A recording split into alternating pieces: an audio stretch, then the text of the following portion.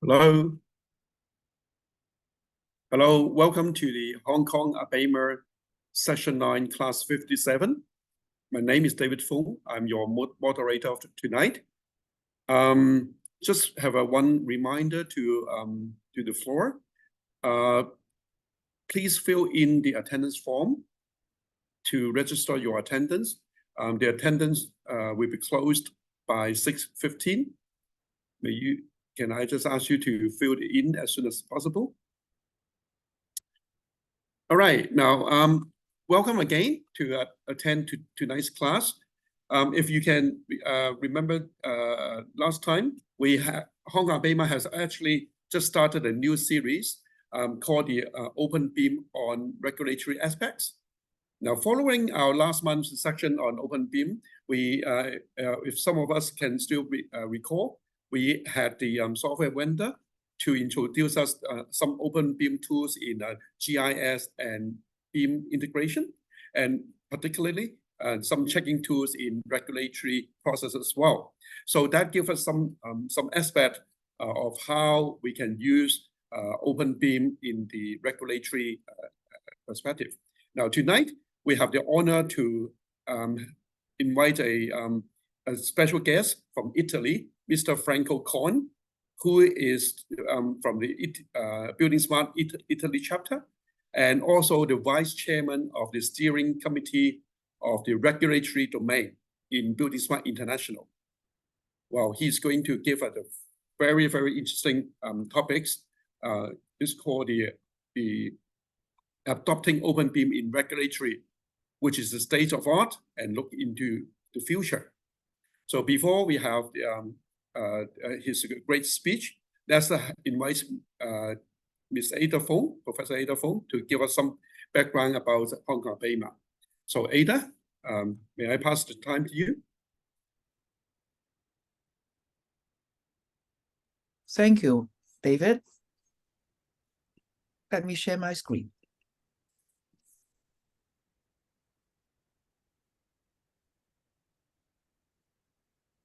Good evening, David, Franco, and the audience online. On behalf of Building Smart Hong Kong chapter and Hong Kong ABEMA, may I extend a very warm welcome to all of you to join our virtual classroom. This is class 57 in season 9, extend our Open BIM learning in ISO 19650. So for those who know us, these virtual classrooms, they're free of charge as we started offering it since April 2020 already. So this evening, we have the honor of inviting Mr. Franco Coin, the steering committee member of Building Smart International's regulatory domain. And the topic he's going to present to us is adopting Open BIM in regulatory, state of the art and looking to the future. So at this point in time, may I wish you a very Merry Christmas, since it is festive season now. And you may like to know that we are now 4 years old after established in 2019. And Hong Kong ABEMA is formed by 3 professional bodies, namely HKI BIM, HKIC BIM, and Hong Kong GIS Association. And we have 7 directors nominated by the 3 organizations. So establishing our Hong Kong ABEMA, we applied to be the Hong Kong chapter of Building Smart, and we successfully done it in October 2019 when we were in Beijing, and we are now 4 years old. So we uphold the vision of Building Smart to enable full benefits from digital ways of working in the built asset industry, and we foster societal collaboration for smart information management across the built asset environment under Hong Kong ABEMA. So as we all know, there are many challenges in project delivery throughout the life cycle of a built asset on all fronts, and data and information is crucial for business success in a timely and agile manner. And Open BIM, it is very critical, and it ensures interoperability, collaboration, reliability, and data sustainability for built assets that are based on open, and neutral standards and workflows.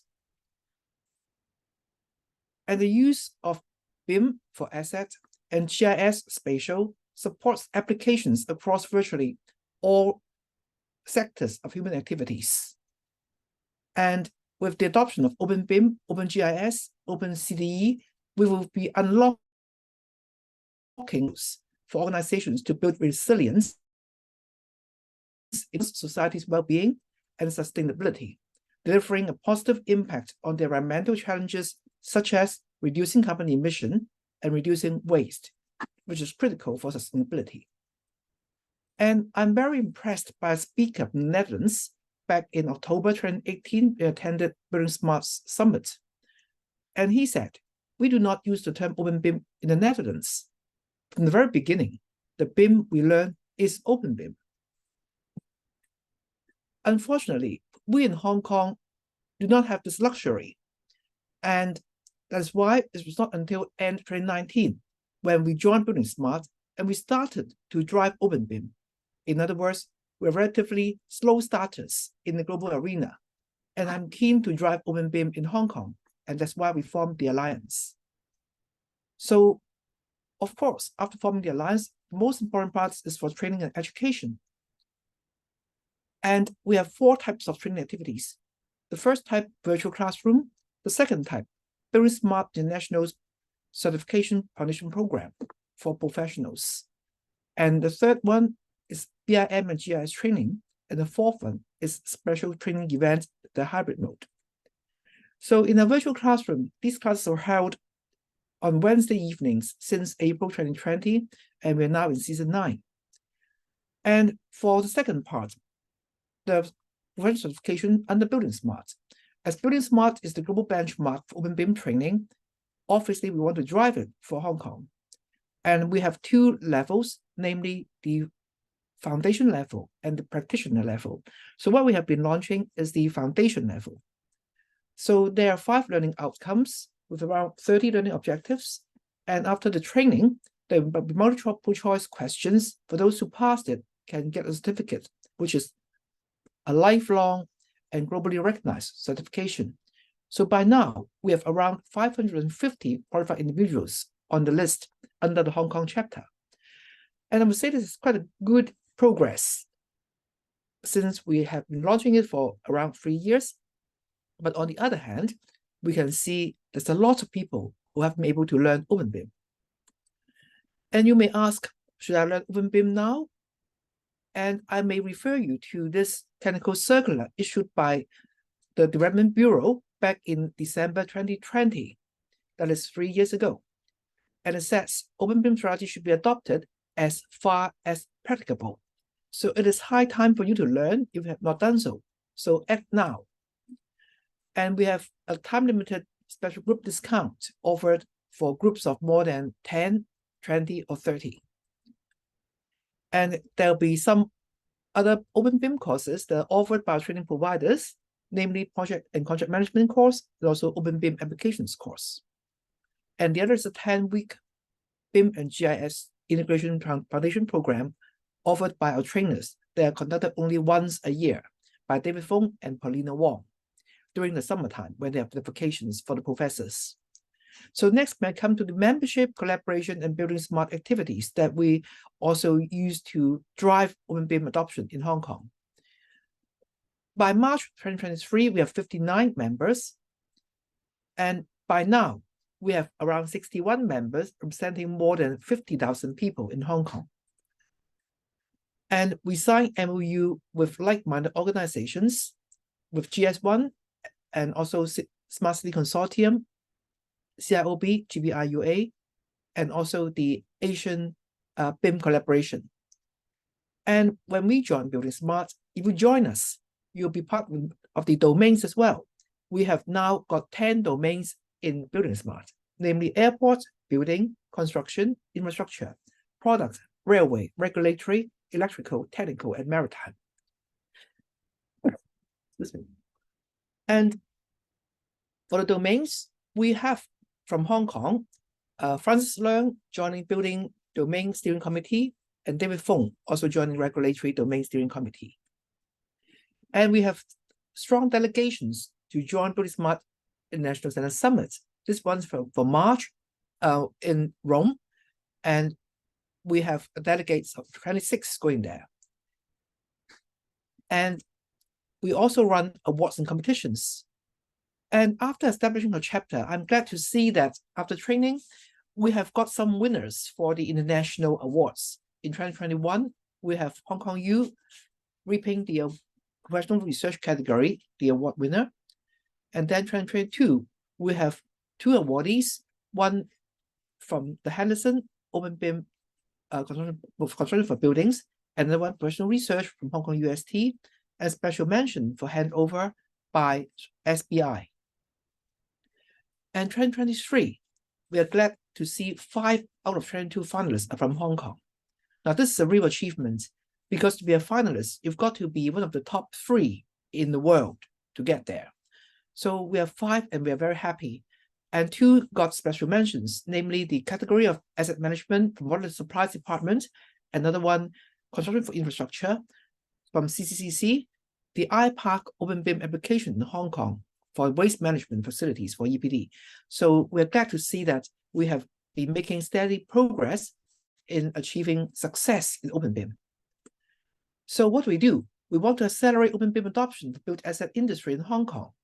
And on the 1st of December, we've conducted our 4th anniversary event, which is a forum with all the finalists and awardees in the past 3 years presenting their work to us.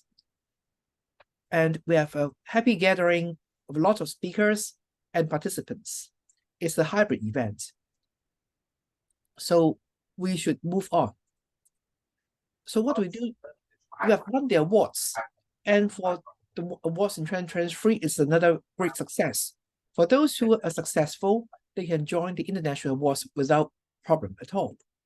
So you may ask, what's next? So next, we will be we have been launching the BSI use case management platform for our users in Hong Kong. And then stay tuned for Hong Kong Open BIM OpenGIS Awards 2024. A quick recap is that we have same categories as last year, judging criteria same as last year's 2023's, and the awards and prizes. So for those who would like to join, these are the deadlines. And that will be in February this year, next year. So when we went to Building Smart International Summit in Rome, we have made a bid and we would like to host a summit. The autumn summit is not feasible in Hong Kong because of its size, but we'll be hosting an Asian Regional Summit of BSI in Hong Kong on the 17th and 18th of June, 2024. So stay tuned for more announcements. And meanwhile, may I invite you to join Building Smart International Summit to be held from between 12th to 15th of March 2024 in Valencia, Spain. And as in the usual manner, we'll have a group discount for our chapter. And I would like to bring this subject back to Hong Kong. How can we accelerate Open BIM adoption for built asset industry? I posed this question to the Undersecretary for Development, Mr. David Lam, when he attended our 4th anniversary event as our keynote speaker. How can we remove the last 4 words in this technical circular and simply state an Open BIM strategy should be adopted? And that would be a very useful kind of statement to make to Hong Kong. And he said it will be coming soon. So I hope that we will be Open BIM ready for our industry and for the regulators. So let's explore how to accelerate Open BIM adoption in the built asset industry in Hong Kong. As we know, the sustainability is safeguarded by long-term interoperable data standards. Open data are durable assets appropriate for the long-term stewardship, which is important for making statutory submissions and regulatory domain as well. So without further ado, may I invite our honored speaker, Mr. Franco Coyne, the steering committee member of the regulatory domain Building Smart International, to present to us adopting Open BIM in regulatory, state of the art, and looking to the future. Mr. Franco Coyne, please. Thank you, Ada. Thank you, David, for inviting me. It's a great honor to be a speaker in this classroom. What are just a short introduction. Who am I? I'm, as you said, you already said this. I am in the Building Smart International Regulatory Domain Steering Committee, and also I'm member of the Italian chapter. I'm a digital consultant and many other things. But I think that the most important thing is that I am a member in the Building Smart International Regulatory Domain, and this is the Regulatory Domain Steering Committee. As you see, we have a very, very large international coverage. People from every continent, almost every continent. David is a member of the steering committee and is the proof that the work you are doing in the Building Smart with your very fast run to the building to open BIM adoption is running is good. You're doing very well. Okay, let's say what regulatory domain is interested in. Our vision is automated regulatory processes. And our strategy is to support a gradual change in workflow from manual to automated to automated to safeguard the legal perspective. So don't be shy, don't be afraid if you hear many times during my presentation some legal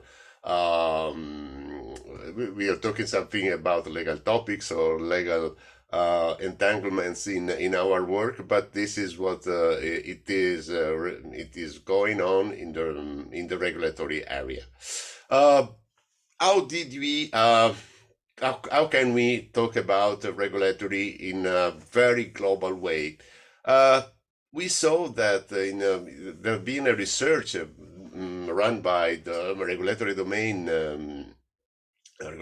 member from Japan in Professor Masaki Muto during the 2019-2018. And we saw that more or less every country has a kind of process that can be classified in this very, very simple scheme. What we want is we want it automated, but of course, automation, as you perfectly know, is not only a question of machinery in our case, but we need, first of all, for having it automated, also to digitalize it. So many of the topics we are talking about is not about automation, but is about the digitalization and the digital data structures we have to use for using this to reach the capability of automate the regulatory permit process. What to say about digitalization in the building industry and also in the as you probably have already seen this table. This is a little bit late. Is a bit old. It's from 2015, but says that the construction sector is one of the less digitalized in the world, and this, of course, reflects also in the building government. That is not so advanced as usually for construction. This is a global view, of course. Just to say what we say when talk about building a government, as you know probably better than I, that is the opportunity of the capability of digitalizing on online platform all the services that are run by administration. And in the case of building a government, these are dedicated to all the processes that are managed in the public sector related to buildings or infrastructure. As a matter of fact, we have two big parts. There are two big classes in building a government compared to the building and government services. One is the building regulatory, and the other one is building public assets maintenance. As the data flow is mainly going from building regulatory to public asset maintenance more than from asset maintenance to regulatory, the focus for a government has been since the beginning pointing on. Oh, sorry, my camera is not doing its job. Okay. But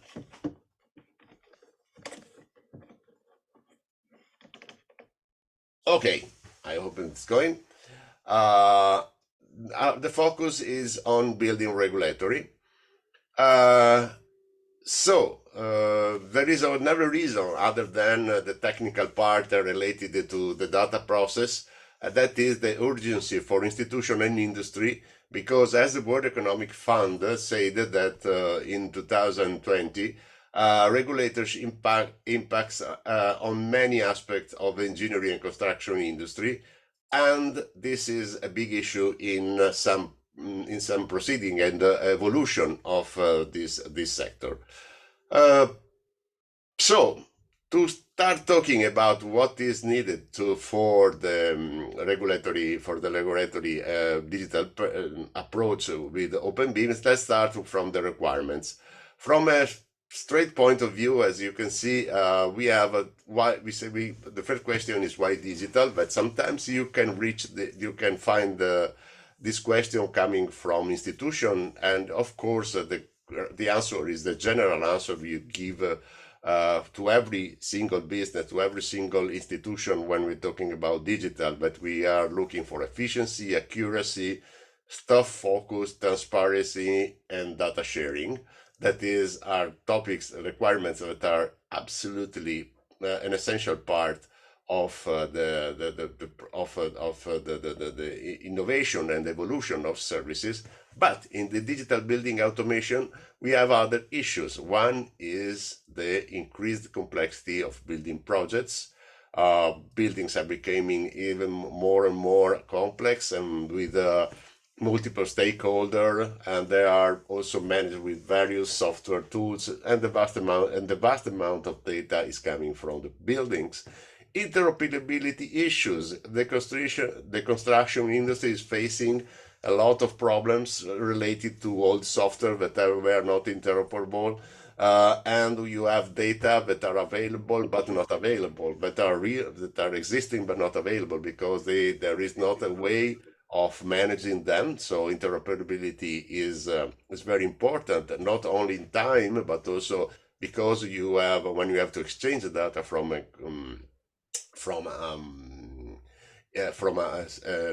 building, from industry to another, and emerging digital technologies that are, of course, changing the scenario where we are working. These digital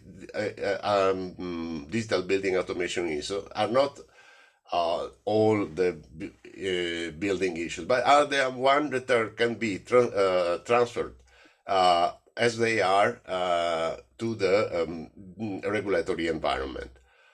Another issue is the globalization of industry. Many times you have that industries are not local, and also in their connection with the regulatory are not local, can be not local. In this case, this is something that is an issue that has to be solved by the evolution of regulatory.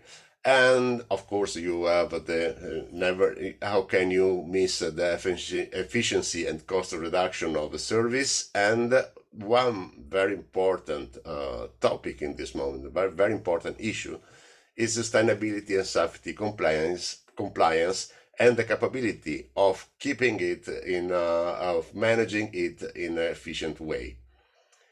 So these are there are other reasons that are coming from this point of view from other issues that have to be solved by the evolution of the regulatory and digital permitting. And the last question is which issues are typical of regulatory, very, very typical or peculiar. The first is strict legal compliance. We cannot have anything in regulatory that is not legally allowed or legally prescribed. So this is something that is this is the reason why many times we have to talk about regulations and rules that are used, that are adopted in the regulatory. Another issue is that from a regulatory point of view, of course, the institution cannot infringe competition between industries. And another stuff is that permitting and the permitting data is somehow a citizen's property, or something that is owned by the community. So technological neutrality is another main issue in regulatory in the regulatory environment. Of course, you have a collaboration with complex industry ecosystem that is coming from the complexity of the buildings and the building ecosystem that is required to be managed by the regulatory bodies. Another very important stuff is becoming the public organization harmonization, because also inside the regulatory and the digital regulatory bodies, there is a big problem in managing their organization and the data flows that are supporting the processes. Another stuff that is very that is felt in some countries very strong is about the simplify citizen engagement. In many in many countries there are some requests for strong citizen engagement on building and urban decisions. And then, of course, that is the mother of all the issues and the questions, that is the capability of automatize the permitting data control, so to manage this process in a simpler way. So as you can see, the panel of all the requirements that on the issue that has to be solved by this kind of system, but the system that is working on that has to be working for a regulatory digital permitting is a lot of stuff that has to be considered. This is one of the reasons why the process is not so fast anywhere, but is going to accelerate in the last couple of years. There are also some other stuff I don't want to go in the deep here, is about infrastructure requirements for a system that is used in the regulatory environment, that is data protection and privacy, common data, how to manage a common data environment, so a place where you can manage all the data in a safe way and respecting the property of data and the property and all the laws that are related to the capability of sharing such a big amount of data. But let's not talk now about solution, not anymore about problems. There is a way that in the regulatory domain we started to understand how can we find a solution to this big amount of requirements. And of course, as we said at the beginning, we started from graduality in managing in approaching the problem. And so we divided the graduality in three areas, four actually. One is the manual area, where no evolution, no digital building permitting digital permitting cannot be used. There is a low-hanging fruit, where we start talking about digital documents, or more precisely, we should say digital models instead of digital documents. And we will say I will explain this in the following slides. Then start talking about digital models that are currently used for action, and then automation. The first thing that you can note here is that we say that PDF is not digital, is not a digital document, is not digitalization. This is something that is not. It's clear probably for all of you, because you run these classes for a long time. You've been very convinced of the use of BIM, but when you start talking with the regulatory bodies, it's not so clear, because document is still something they really usually are very, you have to convince them very well to leave documents to pass through database to a model. If you are convinced, won't convince them anyway to talk about model, if you want to convince institution to talk about model, OpenBIM is the only solution. This is a global assumption. I can tell you that no one thinks differently, but everybody thinks that OpenBIM is the way to work when you start talking with the regulatory bodies, with the institutions, because we will see this later on. Let's take a look of just to the short definition of OpenBIM that is reported in the Building Smart website, and compare it with the map of requirements we had before.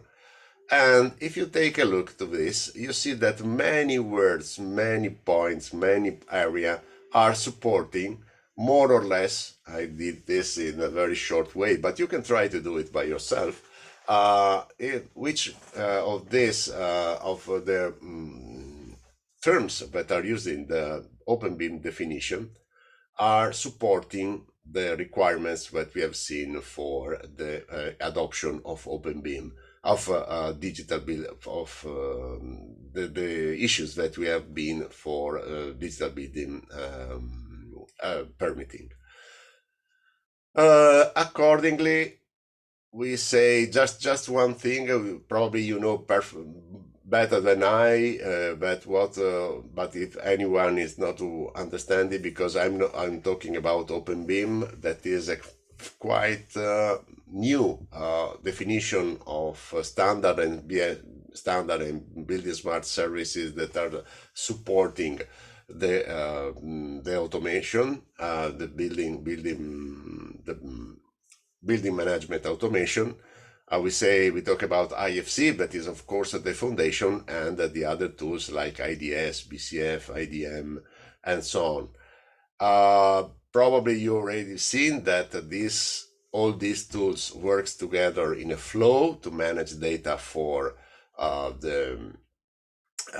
the management of a model that really represents what the building is and how the building changed during construction and all the phases of its life. If you are really, as I am, a newcomer, please, sometimes I like very much this video from Verbek Medvediev, that is talking about describing the OpenBIM as making a pizza or making a cake. So what the different tools are used for. Another stuff that is very important, we are discussing a lot in regulatory, is the connection of OpenBIM with GIS, with Geographic Information Systems. The result in regulatory is that it is necessary to integrate it, because of course BIM is not working in most of the projects that there are for requirements. There are some urban requirements that are strictly related to positions in the city or in the land, so it is necessary to integrate it in the regulatory process. But this integration is always possible. No problem in no one find that say it's not, that try to do this in a project say that this is not possible. But according to the regulation as the different regulations are different between jurisdictions, there is not a standard way to do it. This is a very typical thing that happens when you start working on regulatory. You find that can be done, but there are some jurisdictions constraints that are related to rules, regulations, or something else that make you not use a unique standard solution that can be copied from another situation. And let's start about OpenBIM regulatory. This map is very not an official map. It's something that we are working on in the regulatory room, and shows where more or less which countries are working or around on the road to adopt OpenBIM for regulatory or institutional processes. There is a lot of interest, as you said. Many of them we don't know, or we are knowing just we are learning in day by day. And this, as you say, the globalization of the use of OpenBIM for regulatory is proceeding faster. Let's talk about let's say the forward runner, the trailblazer. Finland is going to have a project for using for a national platform for approval of for building permit approval based on OpenBIM. As you can see on the right, the project is the Rava 3 Pro. That is, and there is a lot of documentation about this. But as you can see from on the right, they started very early. The process took 20 years to become available, to start working on it, to have the platform. And the beta version will be available in 2024, and probably also the final version will be available in 2024. I asked to the people from Finland if they can say that they are going live with everything in 2024, and they say, Franco, wait a minute, we are not so sure, and so on, because when you are close to the end, of course, the project is becoming a little bit complex. Singapore started very early in 2001. They also had a new construction real estate network, the so-called the Coronet, that allowed them to use. It was not based on OpenBIM, but in the last years, according to the advent of OpenBIM, because 2001 was not available, as a matter of fact, and because it's becoming more and more interesting for institutional use, they are going to switch to a new platform called Coronet X that will be based completely on OpenBIM. And the main topic for that, the main let's say the main reason why they are changed this they changed this option, they changed the standard, is because they find that it will be much easier to use it for create a collaboration platform inside the institution. So to make work together all the part of the institution, and this new version will go live in 2024. And one more time, Dubai is launching its own e-submission platform, BIM e-submission platform based on OpenBIM. General use version will be available in 2024. One more time, this year. Estonia already has another BIM-based building permit process platform, and is working, but there is still a beta version. General use version, the final version, is 2024, but they have a plan to improve it for a long time. So one of the main things that you have to know when you talk about using OpenBIM regulatory for building permitting and platform and so on, is that you are facing a never-ending project, because all these systems, as usual, as it is clear, will change time after time in the future for mainly two reasons. One is that as people start using them, they become more confident, want find new requirements, so they want some improvements.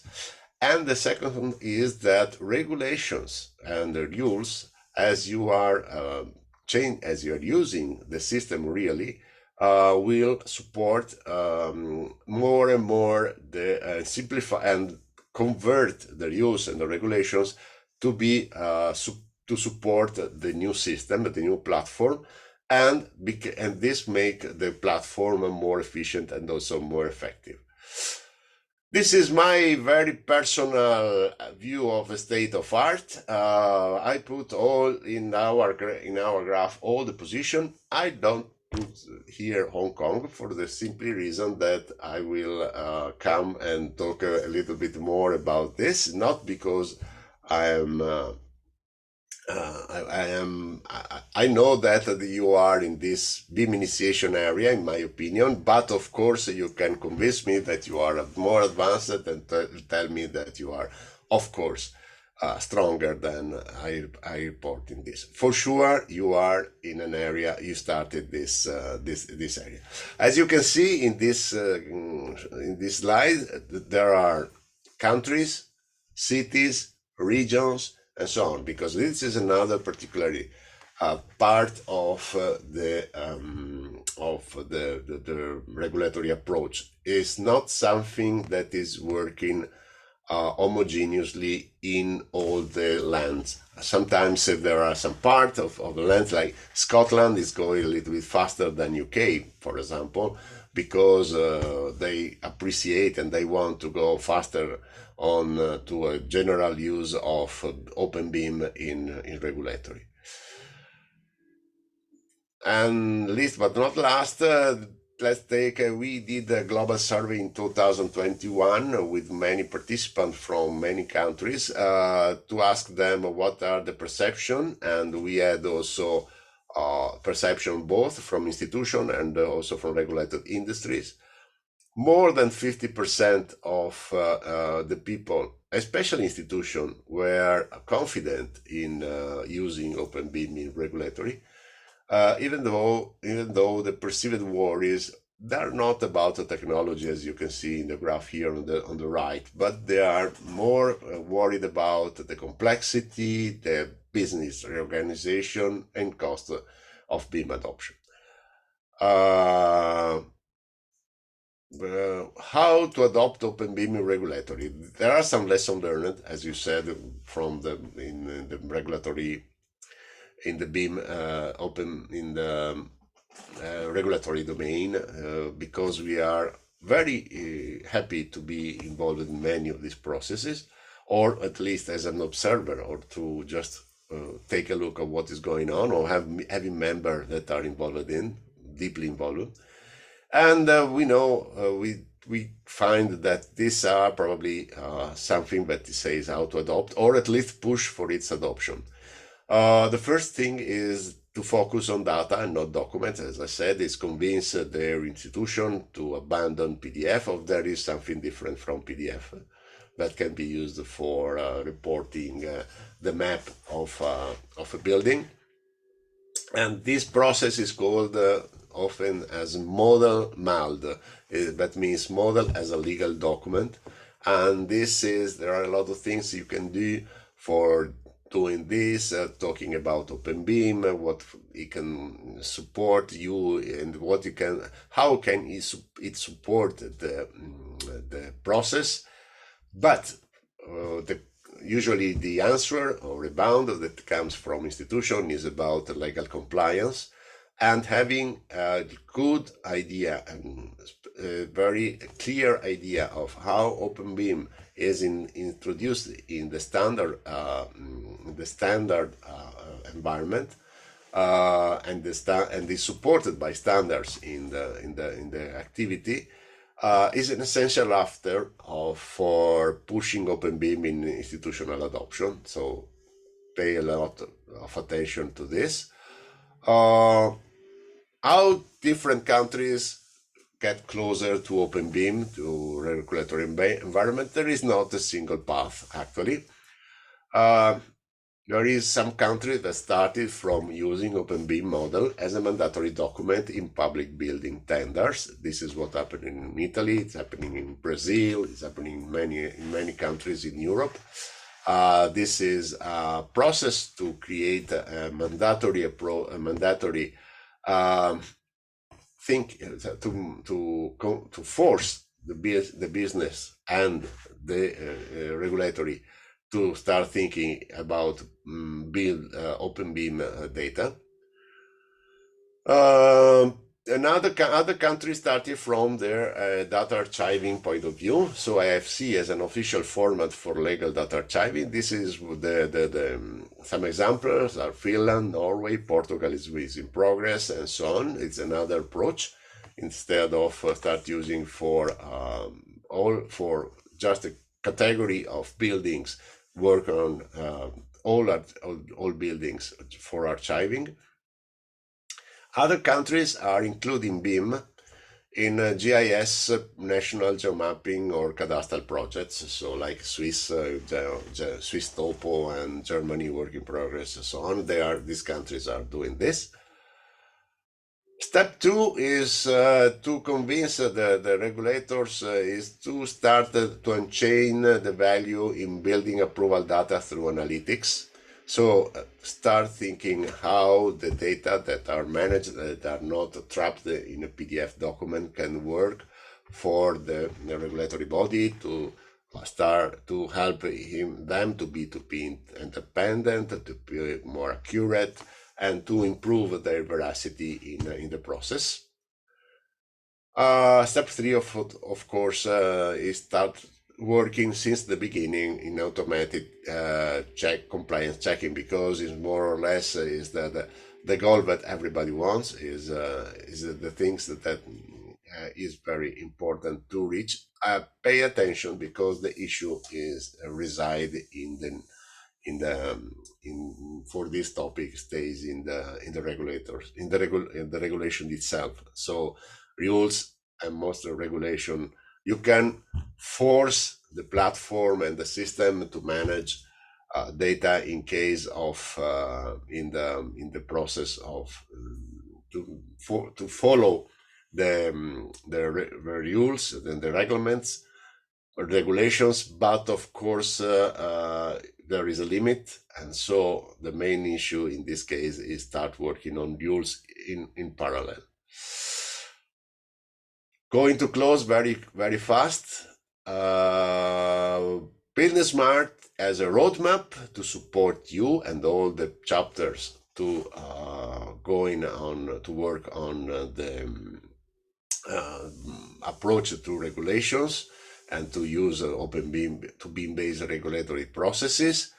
I don't go step by step here, just want to talk you that there is also some activity that are already planned in a map with data and consignment, and the most important projects that we are running at the moment as a regulatory room is a regulatory information requirement, that is to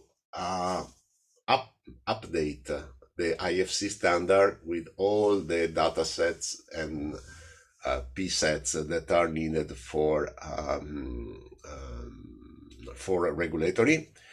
And this is very interesting, because as they started, including some experience from China and other stuff, the process has been very collaborative, but at the end we have more than several thousands of P sets that has to be added, and this because calculation. This revealed one thing from a regulatory point of view, saying that the data is calculated in there instead of reported and signed is a little bit a problem, because sometimes from a legal point of view, it is clear that regulated data can change in time, and this is not very well accepted by the regulators. By the way, the regulatory room, Tommy Hentinet and the group are working very hard on this, and probably the number of the P sets that has to be used for the number of, let's say, new data that has to be added to the standard for regulatory requirements should land on 300-400 new data but by the way, is at the same is a big number. And so if you are interested in, please let me know. I will be very happy to put you in the supporting team that is working on this area. And another project that is the one that I'm working on as is the guidance to produce a guidance for regulators that is to provide a document that will help with the, let's say, right message to regulators for supporting. When these projects are going to finish in 2024, that as you can see is a focal year for a lot of stuff is coming next year on this topic. Let me close saying what Tommy Hentinen said, quoting Tommy Hentinen. We are working quite hard on the use of OpenBIM in regulatory because and all Building Smart is joining us and supporting us, and as you see, all the chapters like Hong Kong chapter supporting us because we all think that the best way to spread OpenBIM in the building ecosystem, including the industry, is to make it mandatory. Thank you very much, and for your patience, and of course I'm open to question, and thank you. It's up to you, David. Okay, thank you very much, Franco. Really great speech. Ada and I are actually working together with Franco and with the regulatory domain, the steering committee. I still remember we were having a couple of meetings last week to discuss your great project, the guidance for regulator. That was really what a very special experience working with people from different countries. We all have different but kind of the same perspective because we're all facing similar kind of situation, changing from a manual to an automated process. As Franco just mentioned, it is very much a digitized and automated process which every country needs to go through. Well, it's a bit sad to see it from Franco's slide with all these countries and areas going through the whole process where I can't see Hong Kong or China in your chart, and hopefully one day we will be mature enough so that we can actually be one of the spot in your chart. Given that we're only 4 years old in Hong Kong and still a long way to catch up. All right, thank you again, Franco. No problem. Thank you. David, don't. I wanted to put but I want your experience. But the China experience, of course, I missed some information, so that's why. But now a lot of stuff is coming, a lot of information and collaboration is coming, and I think that you and China and the other countries are doing very well, and you're doing very fast. But this is something that is very, let's say, somehow, let's say, frustrating for us, for Europeans that are going so slowly in these steps. And I'm sure that you will accelerate a lot, much faster than we do. That's my opinion. Thank you. Well, maybe hopefully we can ask the government from Finland and Singapore, Dubai, or Estonia to share with us and their experience, how they go through the whole process from the manual to digitized. And it's so glad to see that when you put down the statement, PDF is not a solution, right? If just PDF, it's not a really digitized process. And actually, I'm actually inviting some of the people involved, say from China, to maybe share with that next time, because they actually applying even more techniques, AI in interpreting the laws in the regulatory process. Okay, so hopefully we can stay in tune so that for the next series we can have people sharing with us. All right, now in terms of Q&A, I think we have received a couple of questions. Let me share screen.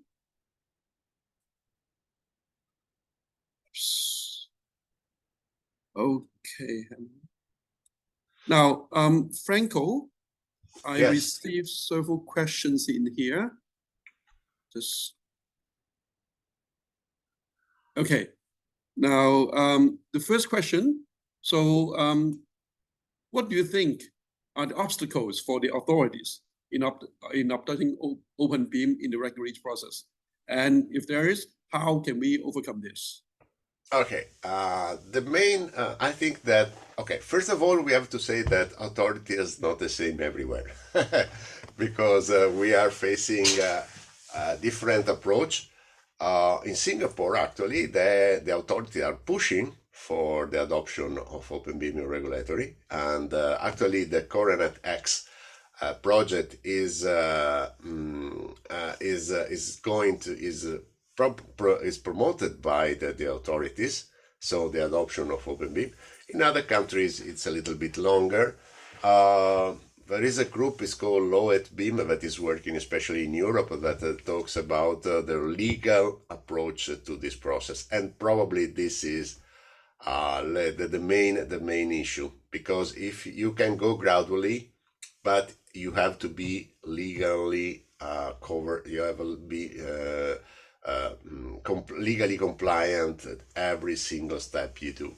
And this technological means a lot of stuff, because just talking about an infrastructure where you collect data instead of PDF is a long story.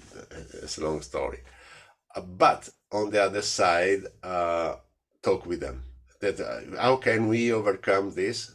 Talking with the authorities. Authorities are, of course, they have their problem, but if you start talking with them, you can start showing. It's a long process. It's not a short process. Create consensus, of course. The more people, if industries are put, mostly in some countries, industry has been the pusher for the process, but only talking continuously, passionately, with a lot of the more people you can in the authorities, you can convince them, and they are and OpenBIM, as I said, as I show you, is the best way to get to the target, because it has been written for regulators more than for industries. Openness and so on. Building an e-government is surely a challenge. Yeah. All right, great, thank you. I think we can next questions. Do you aware is there any OpenBIM tools that can help the authorities to streamline their regulatory assessment? Oh, very, very good question. Thank you for the question, because there is a big question about this inside Building Smart. There is an OpenBIM tool that we call OpenCDE. That could be it's still a project, and that's a problem. It's still not something that we can mention as a final structure, that or final, let's say, final tool that can, of course, help the authority to streamline the process, because, of course, it takes off some of the problems you have in the designing the infrastructure, or let's say the foundation of the platform, but is still under review, is still under, and of course Leo Van Berlo, who is the technical director of Building Smart, is also, of course, talking about this with the industries, the software vendors that are working on it, that they can manage, they can work, which are the roles of the two parts. But of course, probably CDE, OpenCDE, and this is my opinion, personal opinion, nothing you can, something you can also not be convinced in. Probably for this part, Building Smart will provide a certification. So there will be some so you can make this basic system for the platform, and be certified by OpenBIM, by Building Smart, as it is perfectly fitting to the tool and to the standard. And on the other side, that the standard will, in his evolution, will be compliant every time with your CDE. So it's a big issue, but we are in progress. There are some progress on this. Oh, that's great. For your information, Franco, last time when we actually invited another vendor from Italy, Eka, he introduced us his product or his trial with the government, Milan government. Yeah, with a very crazy topics called approval in 1 second. Just, yeah. All right, so that was very widening approach as well. Yeah, but the problem is, I know the situation in Milan. The problem is to pass from fantastic, because this create a great consensus, of course, because regulators they are, of course, seeing that the things work, but the problem is to pass through the, let's say, lawyer arts. The lawyer arts. But that this is actually related. This is quite the third question. Somebody asked, so in Finland's case, for example, so when they are using OpenBIM as a mandatory requirement for the submission, so what are the reactions from the industry? So lawyers, one aspect. So architects, engineers, are they happy to do so? What are the general reactions? Okay, I can manage a meeting with Tommy Hentinen, who is another member of. If you are interested in listen about the story of Finland after the go live, not yet, because at the moment is killed by, but is very taken in making the project go live. In Finland, as we saw there is a slide about this that was reported by Pekka Virkamäki that is their minister for legal affairs in Finland. And the problem is, and the process has been that the consensus in the industry was very high about using OpenBIM. And the people, it's a little bit like you say by the Netherlands. They were, most of the industries were using that for exchanging information from one point to another, from an industry to another one. So it was in Finland has been the network that the network was supporting this process and asking the government to do this. But of course, they started 20 years ago. That's the problem, and the consensus was very high because they creating this kind of let's say of band of brothers that were using were already using OpenBIM, and then they asked to the government, why are you not using it? This is just to make it just to joke about, but this is that's how it was there.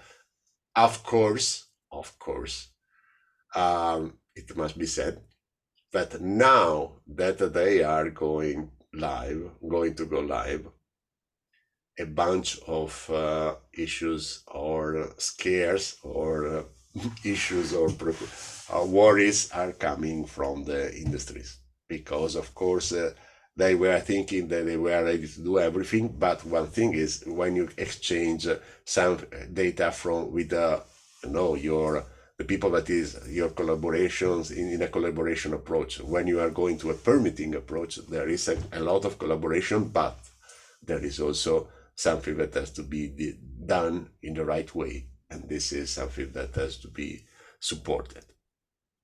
Okay, I'm sure. So again, hopefully we can go through all these long process.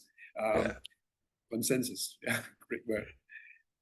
Okay, I don't see there's any further question. Oh, but there's a request, Franco. Someone from the floor is actually asking if your slides Yeah, of course. so exciting that can be shared. Yeah, okay, right. That's great. That's great. All right. I will add this link, I think so. Yeah, no, okay. no. Okay, let me know where do I have to log. Okay, I we send can arrange. Yes, yes. I can arrange it, and of course they are available. Okay, that's great. And of course, you can write me for any question. There was my email or LinkedIn account in the presentation. Please contact me. Yep. Okay. Great. Thank you. All right. If no more questions, I think yeah, that's it for tonight. And thank you for your time, Franco, especially in this festivities time. And I know in Europe and everybody goes for holiday at the moment. Okay. All right. Thank you very much. And season greetings for you. Yep. Thank you for everybody here as well. Much. Okay, great. And okay, so that's it for tonight. Merry Christmas, Franco. Okay. Thank you. Okay, bye-bye. Bye.